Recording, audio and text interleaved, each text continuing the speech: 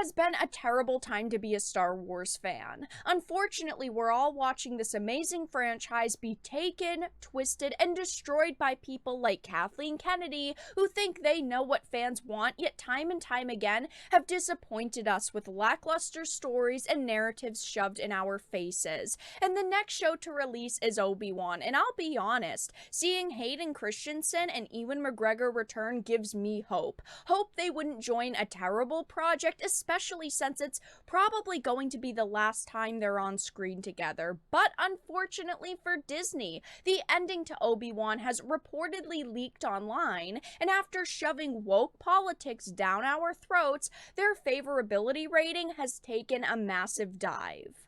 I have a bunch of different things to show off, but before we get into the topic at hand, if you enjoy the content that I create, please make sure to subscribe to the channel and hit the notification bell. Follow me on social media like Twitter or mine so that you can see when my content is posted. And of course, if you do really enjoy the videos and the live streams that I create, please consider becoming a Dark Titan via Patreon for just $1 a month, or support the channel via YouTube memberships.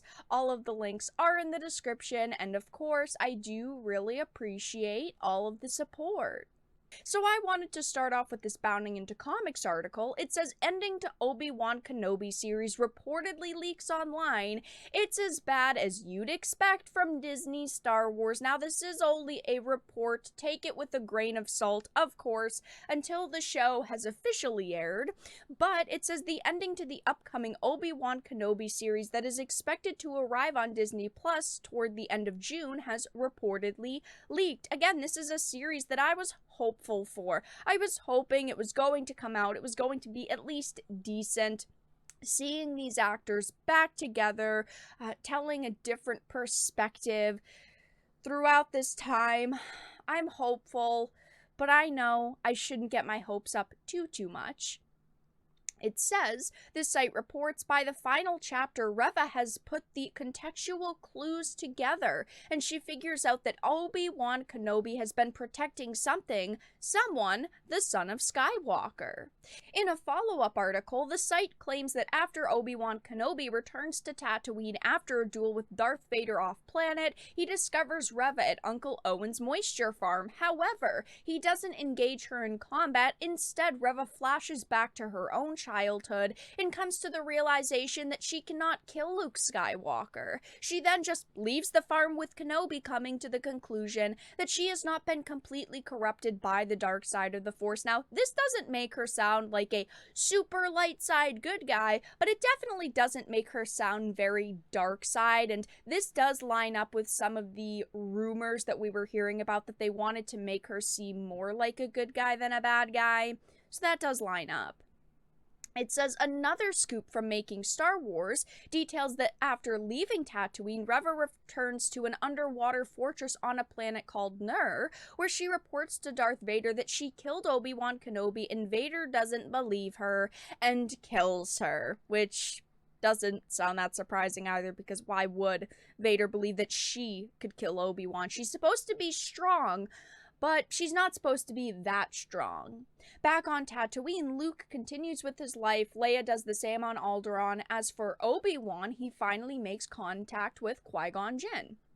And then it says Drunk 3PO also received similar information. He detailed, apparently the series is about Reva, so apparently when Obi-Wan is off-world, she tries to figure out why he's on Tatooine and discovers the truth. She discovers why he's there, who he's watching over. That's right, Luke Skywalker. We have heard that the series is going to highlight her quite a lot. Hearing that she dies at the end, reportedly, doesn't sound very surprising. I'm gonna be honest. This just sounds like another okay story.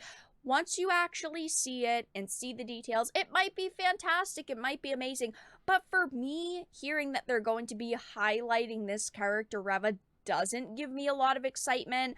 I'm just someone who wants to see Obi-Wan and Darth Vader, Luke, Leia. These are the only characters I really care about here, but I'm going to give it a chance still. Maybe it'll be okay. But there are a lot of people who are feeling very concerned about this story, hearing that she's going to have this lead part. She's a great actress. Do not get me wrong. The actress who plays Reva is fantastic. She's been in quite a few things. My favorite that she was in personally was Queen's Gambit, which was a fantastic series. But overall, it just sounds like this could get messy very quickly if they do highlight her too much. This random character that has this random part, if they do put too much of an emphasis on her, it probably will feel distracting. And unfortunately, while a lot of people want to stay hopeful for this series, we've seen Disney make wrong moves time and time again. We have seen Lucasfilm make terrible decision after terrible decision. I mean, even recently, Kathleen Kennedy admitted in an interview that the company has taken the fun out of Star Wars. We've got the Book of Boba Fett, which didn't follow source material, which didn't follow the character that we wanted. They completely changed around the character, his personality, just the way that he walked and talked and acted. And now we're all worried that they're going to do the same exact thing with ObiWan. But unfortunately for Disney, this is not the only bad news that they are currently facing, because after shoving woke politics down the throats of consumers, Disney's favorability rating has taken a massive dive. Now, this also isn't very shocking to hear. Okay, they have done so many things over the years that has made fans very disappointed in the content they're putting out, the way that they're acting, just the moves that they're making. It says Disney's favorability rating has taken a massive dive since last year, a new poll has revealed, which sees the company's approval collapse from 77% to an embarrassing 33% among respondents. We are getting bad content from them across the board. We are seeing political stances be shoved in consumers' faces. There are a million reasons why people would hate Disney now. It says, for context, the poll was commissioned by NBC News and conducted by Hart Research Associates / Public Opinion Strategies from the 5th of May through the 10th of May, asking a total of 1,000 adults a series of questions in relation to politics, political figures, and Disney. It names Zelensky, DeSantis, President and Vice President of the U.S., Joe Biden, and Kamala Harris, respectively, as well as former President Donald Trump, are amongst the political figures mentioned in the poll. According to the article, the poll showed Disney outperforming DeSantis in overall popularity, with 33% for Disney and 28% for him, which is accurate data found in the NBC-commissioned poll. Now, Disney is a company that shouldn't be taking a political stance, and it's why people don't like them. They're not policymakers, they're not activists, they're storytellers, and that's what they should stick to. No one wants stories like the ones they're giving us, and it's losing them viewers and consumers. It's why so many people view them as unfavorable now, and I don't think that's going to change anytime soon. They're pissing people off, and that doesn't look like it's going to stop anytime soon.